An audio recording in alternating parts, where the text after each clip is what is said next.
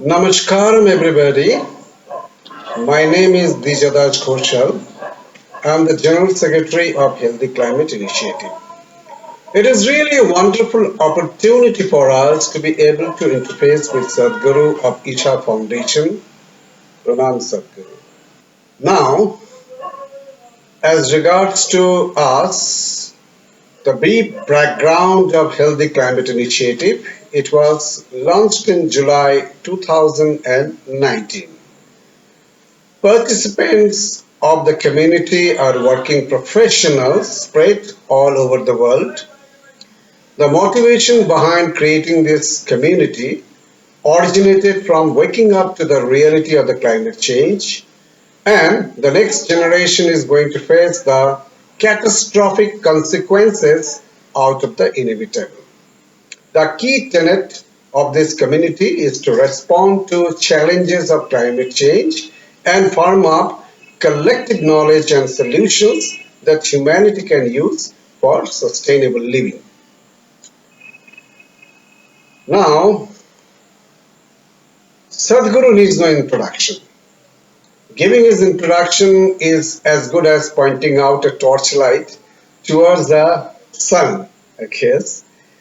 And he has got the millions of followers in India and indeed around the world. Yoga and meditation is the core of his teaching to promote individual growth and harmony. The work of Isha Foundation covers conservation, education, and health.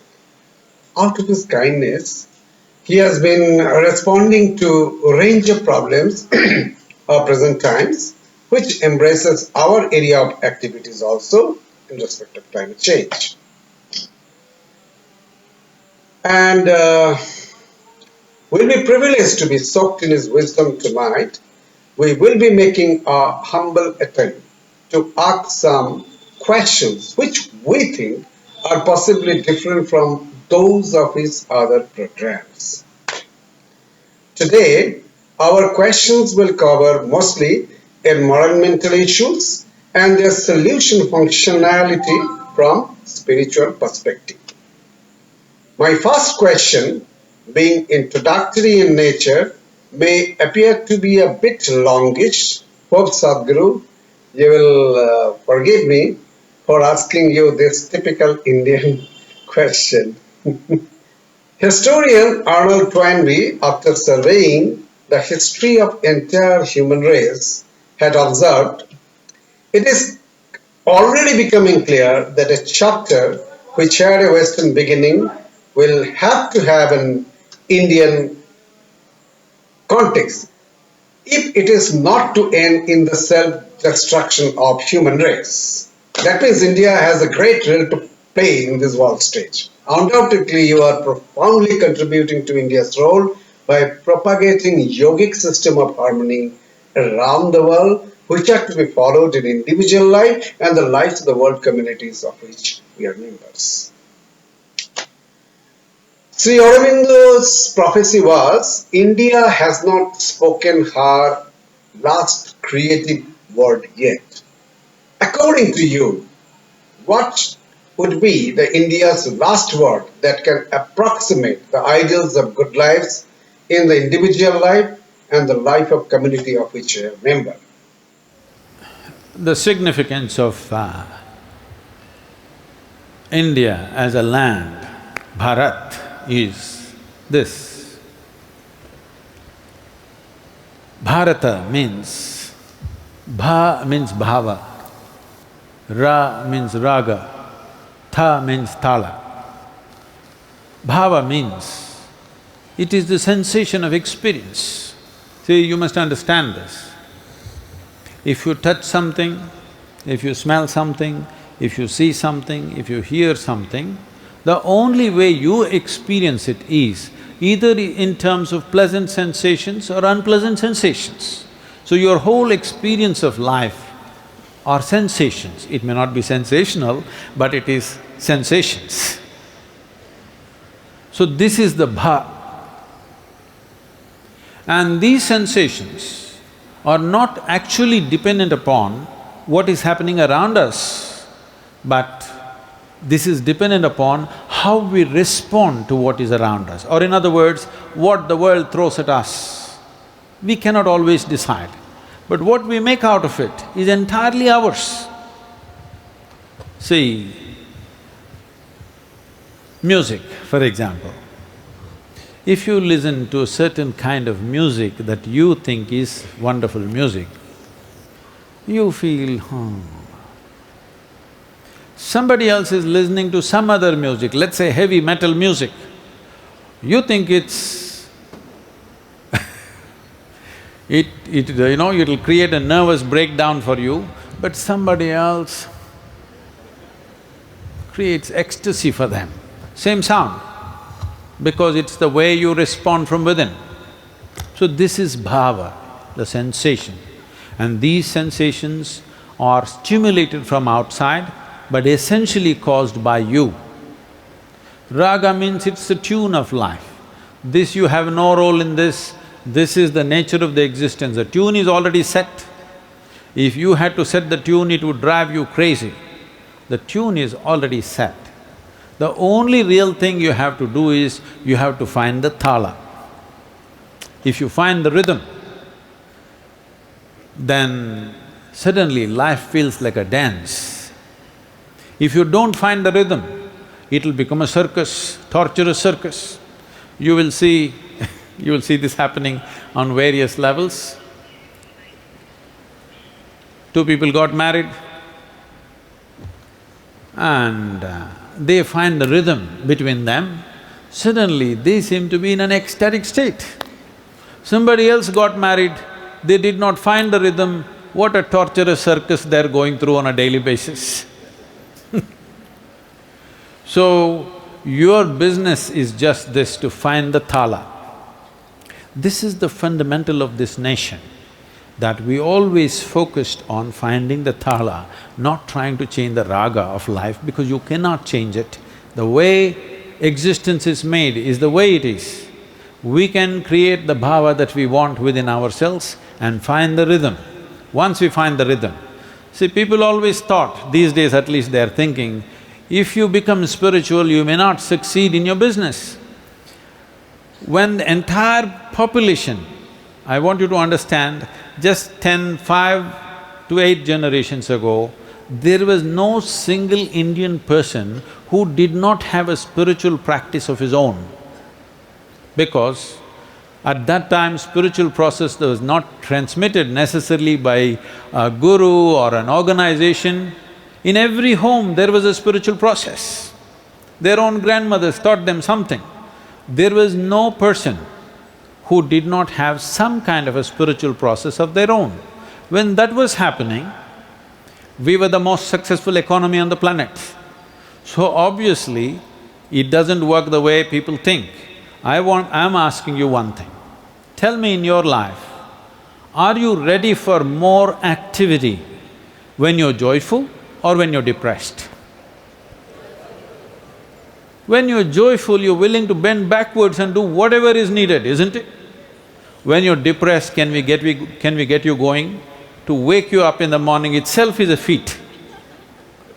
So, the most important thing is this is a culture which invested heavily on how to find the rhythm of life. We are not talking about what is the nature of the heaven, who sits there, this is not important for us. How you are right now within yourself is the most important thing. And what kind of thought, what kind of emotion and what kind of action do you perform, not guided by the morals and commandments from outside, but your own consciousness. This is a way of stirring up your humanity. This is not about morality, this is a way to make sure your humanity is on every moment of your life, that you are not trying to be good whichever you are. Whichever way you are, if you are in a certain state of consciousness, let me make you understand what is consciousness. There is a physicality to you, there is a body to you. And a body inevitably must have a boundary, isn't it? Anything physical inevitably has a boundary. There is no other way. Physical has boundaries. If you get identified with your physicality, you will set up boundaries. Once you set up boundaries, you become exclusive. When we say consciousness, we are talking about that dimension of your life which is not physical in nature. Once you become conscious of that, or once that becomes a living process for you, then naturally you have no boundaries. Nobody has to tell you be inclusive, nobody has to tell you be good to somebody. If you don't have a sense of boundary for yourself, it is very, very natural for you to do the best that you can do. It is identification with a limited boundary that makes you do all the things that you do, which are negative in the world. That this is me, that is you, this is the problem, isn't it? Now the world becomes between you versus me. But the moment your identification moves from your physical nature to a dimension that we are referring to as consciousness, there is no sense of boundary. Once there is no sense of boundary, you don't need any morality. You live by your consciousness. That is, being wonderful is not a task.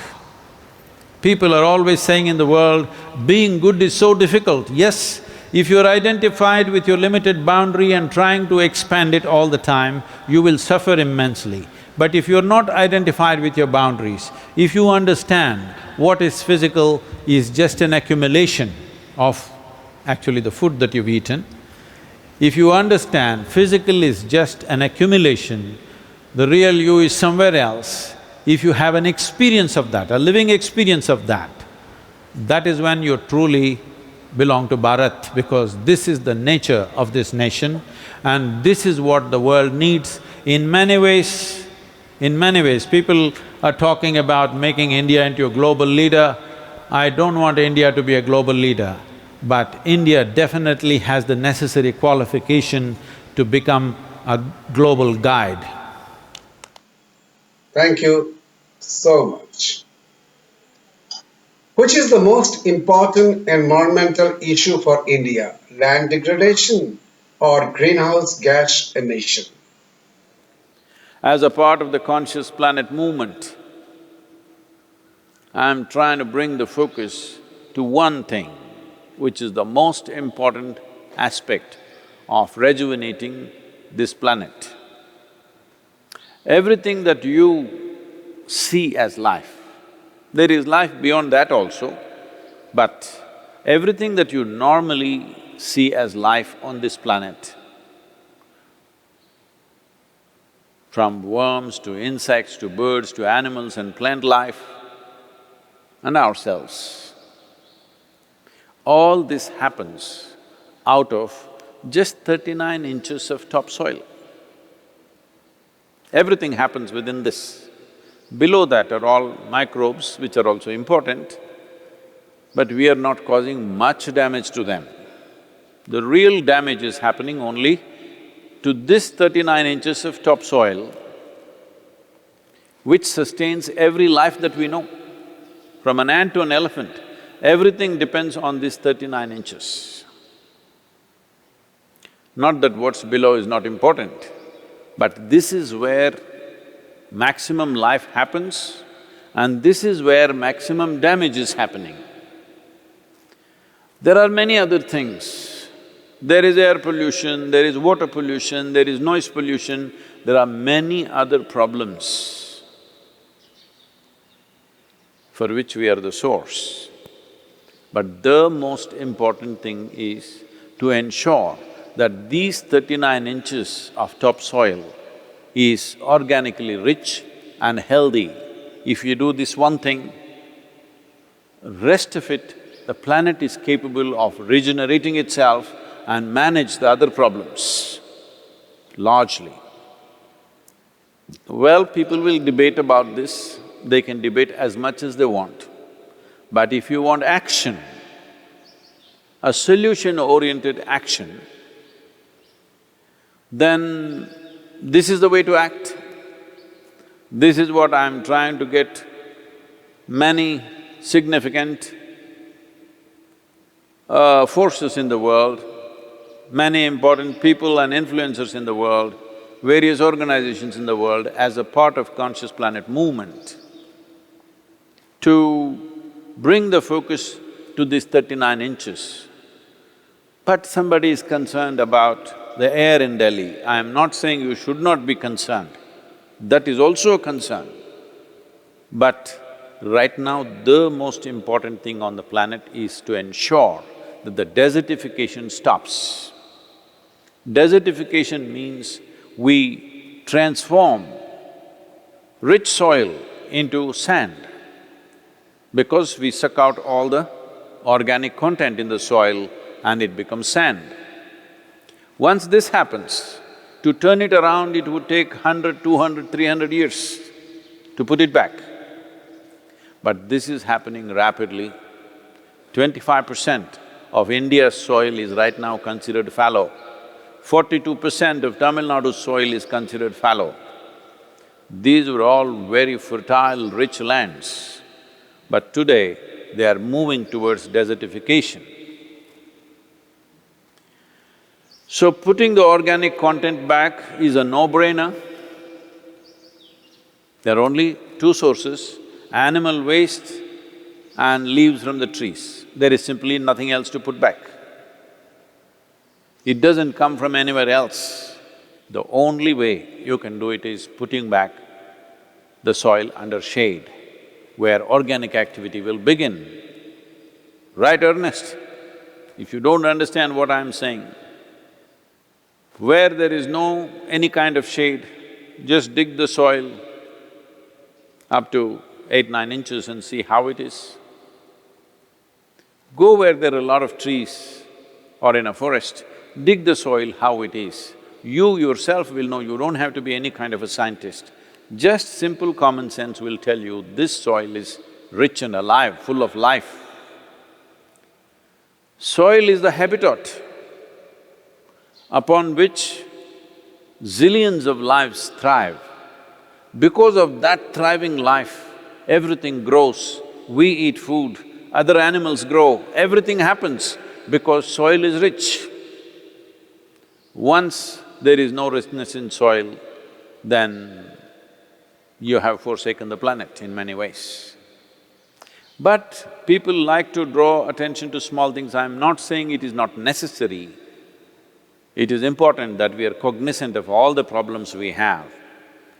But right now, when there is an express need to stop or arrest desertification in the world, attending to small things could become too much distraction, resources will not go where they have to go, action will not go where it has to go.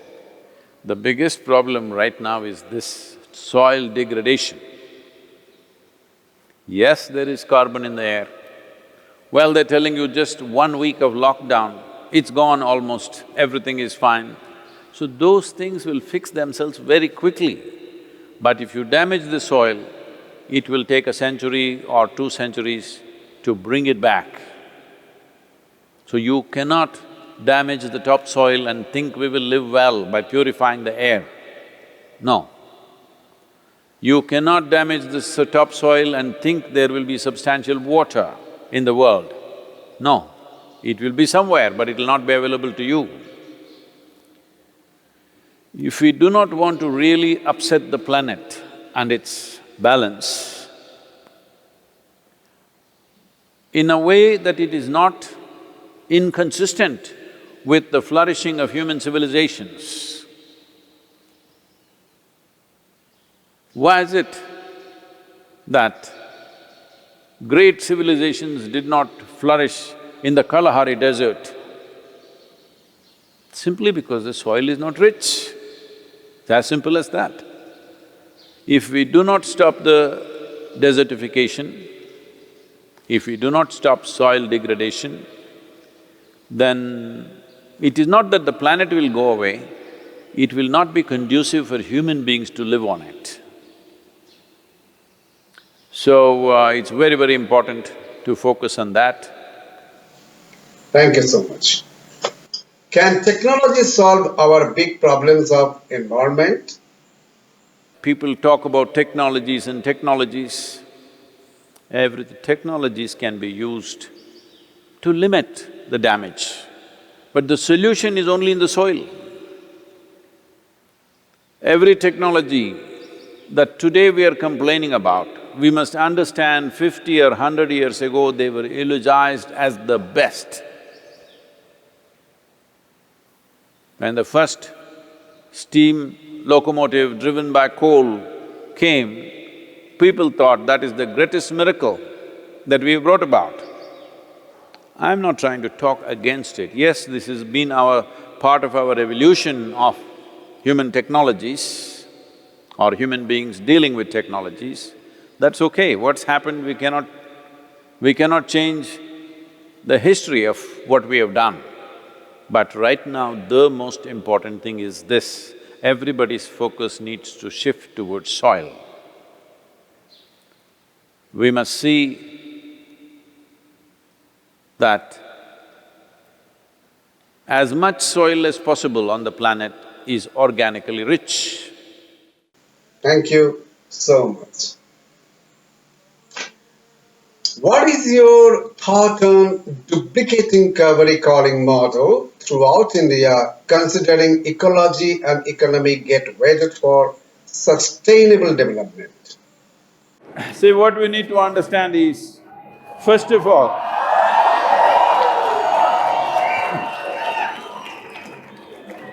the basic misunderstanding is this: people think river is a source of water. No, rivers, lakes, ponds and wells are not source of water, they are the destination for water. There is only one source of water, which is the monsoon rains. And this one source of water, for our fortune, has not depleted in the last 100 years. The same volume of rain is coming down, but our ability to capture this rain is gone. Right now, we have this misunderstanding, a reservoir means it has to be a dam. You must understand this, the soil in the world is capable of holding 8 times the water of all the rivers put together. Whatever the volume of water that is there in all the rivers on the planet, the soil is capable of holding 8 times more than that. So the soil is the real reservoir of water. But unfortunately, we have ruined the soil. Ruining the soil means there is no organic content and it is constantly exposed to sun, it is not under shade. Cauvery basin has lost 87% of its green cover in the last 50 years, and animals are all traveling abroad, as you know. So there is no animal waste and there is no leaf. This is such a rich land, but we are busy converting this land into a desert. If this has to stop, trees have to come back, there is simply no other way. Land has to go under shade, at least 1/3 of the land has to go under shade. To take Cauvery basin 1/3 under shade, we need 242 crores approximately. There are studies clearly showing if you increase the organic content in soil by 1%, in 1 acre, you can store 60,000 liters of water in 1 acre. If we plant 242 crores, what we are talking about is 9 to 12 trillion liters of sequestering of water or augmentation of water.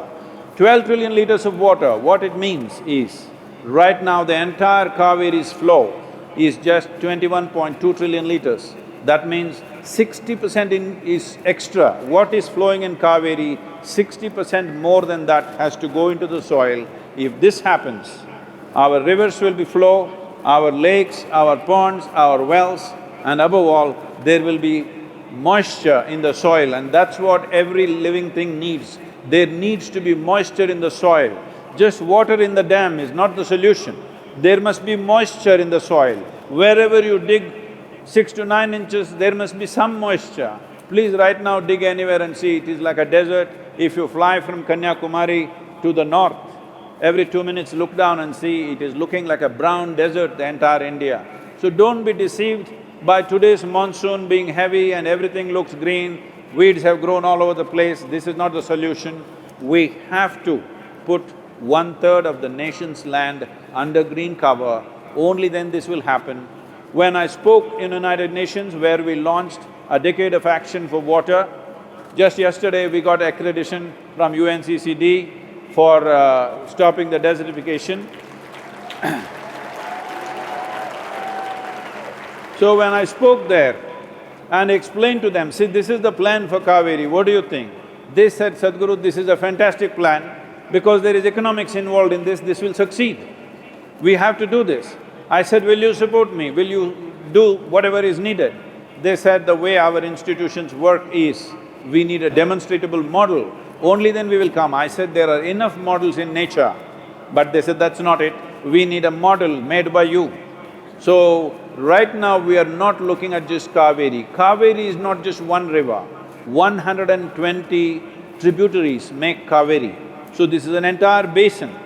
This basin, if we demonstrate in the next 6 to 8 years that this works, believe me, this cannot be stopped across the country and the entire tropical world will take to it because it's very, very lucrative for the farmer. Once we prove that farmer will live well by going into agroforestry, it is unstoppable. Thank you so much. Do you consider Corona as a boon or a bane? Has Corona come as savior so that humanity can wake up to the reality of the climate change and its catastrophic consequences? It's time to understand that we have spent too much time fixing the world, fixing it to a point of destruction. Normally the word fixing something means improving something, making it better. Something that was not working, you made it work, that means you fixed it. But we fixed it in a different way, in a destructive way, to a point where almost everybody knows today, if we continue,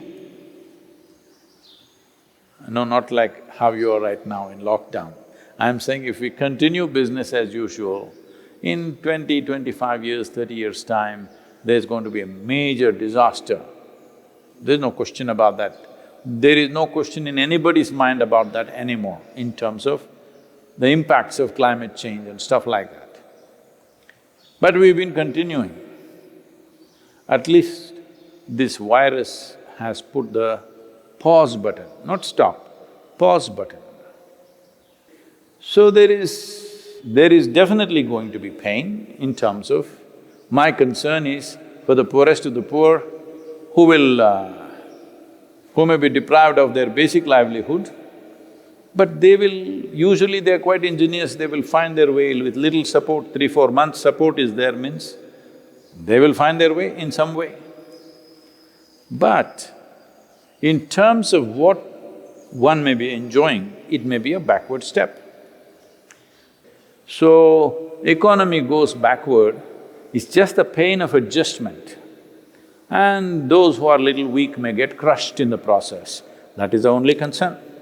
Otherwise, economy steps back is not a genuine concern, it's not a real concern, it's okay. And anyway, as we can see, all the birds and animals are saying, let's make the planet great again. If human beings also said the same thing, it would be fantastic. Economic engine is simply running, running, running. You can't fix it when it's running because it's running.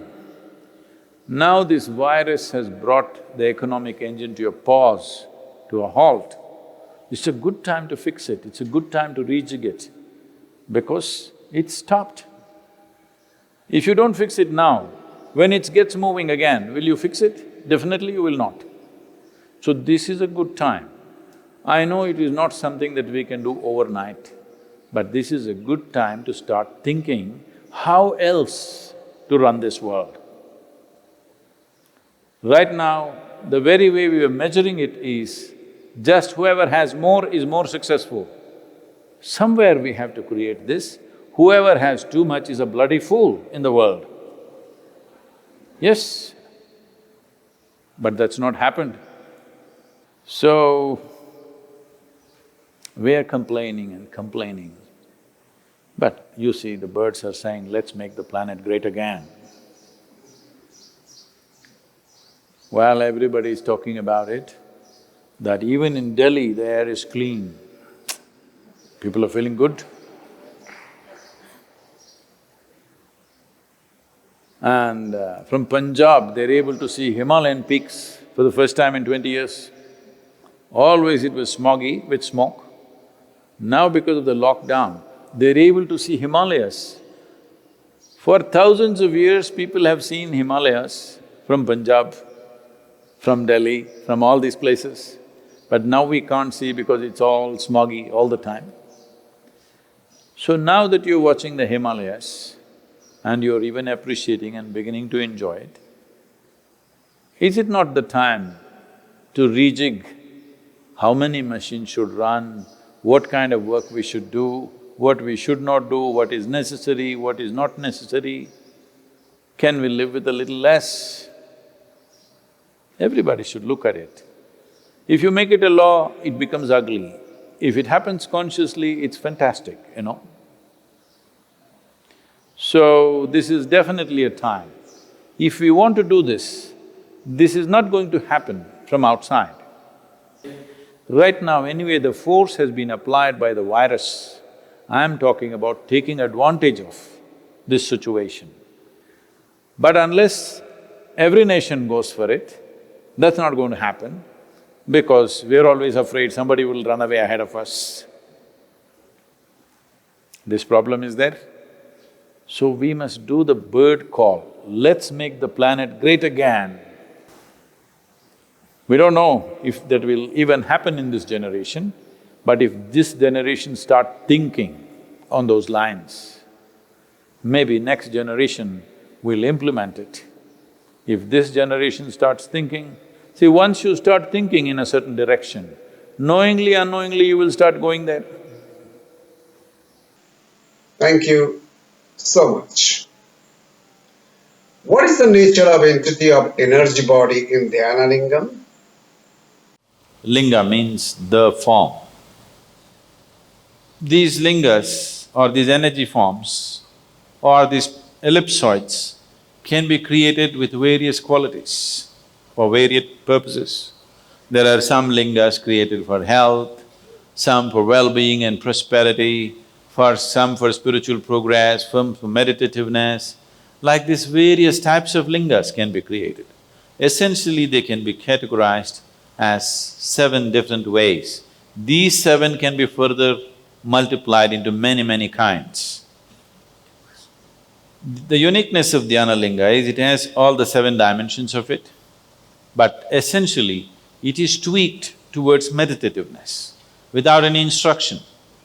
If you simply sit in the sphere of Dhyana Linga, you become meditative. No instruction, simply go sit there for 10 minutes. You will become meditative by your own nature without any instruction. So the idea and the science and the technology behind this is that you create an energy form which will do something that you want to do for a long period of time. A form is also referred to as a yantra. Yantra means today a machine. A simple form is a yantra.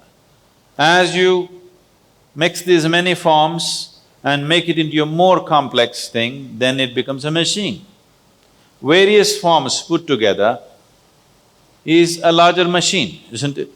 So similarly, a simple form you take and add many parts to it and it becomes a complex machine. So it is, in a way, like a meditation machine. You simply sit there, you become meditative. Many people, this is the experience of thousands of people. They come there thinking they want to sit there for 10 minutes. They sit there and they get up, it's 2 hours, they're sitting right there.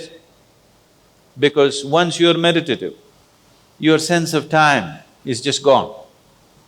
Time rules you only because you are strongly physical. The more physical you are, the more difficult it is to pass time. Please see this.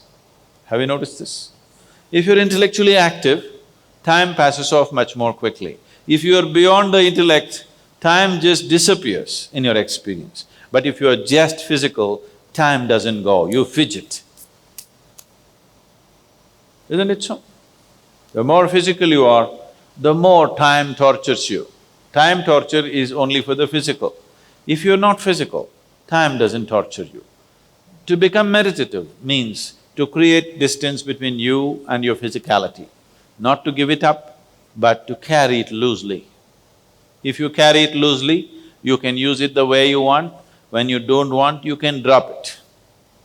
If you get enmeshed in it, everything that is the quality of the physical also torments you. All the limitations of the physical infect you and bother you through your life. So meditativeness means, on one level, it just means that you're creating a distance between you and your physicality. Or in other words, it is a simple journey from Asatoma Satgamaya. What is not true to true? What is it that's not true? What is not true is just this, you gathered this, it's a fact, but now you believe it is, this is you. This is not true, isn't it? So truth means you moved away from untruth. Truth is not some kind of a thing that you do. If you don't lie, you're truthful. You don't have to do anything to be truthful, isn't it? If you have to lie, it's a very complex exercise. Yes or no? You know it by experience, don't you? If you have to tell a lie, it's a very complex exercise. To be truthful, what do you have to do? Nothing, even an idiot can be truthful. Yes or no? It's very simple. If you simply sit here, you're truthful, isn't it? If you want to tell a lie, it takes a lot of complexity. So, truth is not something that you do. You move away from untruth, you're truthful. It's just that simple. So Dhyana Linga is just a tool towards that. Thank you so much. Last question. Globalization and consumerism possibly cause breaking up of age-old structures and family loyalties. Why is it not resulting in universal brotherhood, human well-being and global identity? Why increased numbers of people are suffering from existential anxiety and social alienation? They're telling me, I don't know how far the statistics are right, they're telling me over 40 people, particularly women in America, over 40 years of age, nearly 52% of them are on some kind of antidepressants. 52% is not a joke. 52% is not a joke. It means entire humanity is becoming sick. We must look at it why. Fundamentally, because you are banking on a few things for a long time for your mental stability and emotional stability, all these things are taken away. One thing is family, it gave us the support. No matter what happened, there was somebody always for you. Others are with you when you do the right things. If you do the wrong thing, they'll distance themselves. There was one bunch of people who was like for the circus that you do, they were the net. Whichever way you fall, there's somebody to hold you for some moments. But that net is gone. Now when you fall, you fall. Because of that, people are cracking up. So if you want to remove… See, in this culture, there was a time in the tradition where 30% of India's population were monks. That means consciously they went beyond family. Consciously they chose to live without family, to live without support, to live without a home. Homelessness not out of deprivation, but by choice. Nobody ever had a depression because they transcended the need for the net. You learnt your trapeze bar act really well. Now you can do it without the net. You are not good at it, you better have a net, isn't it? Otherwise your head will crack. Right now that's all that's happening. The traditional support system that we had, we're taking it off.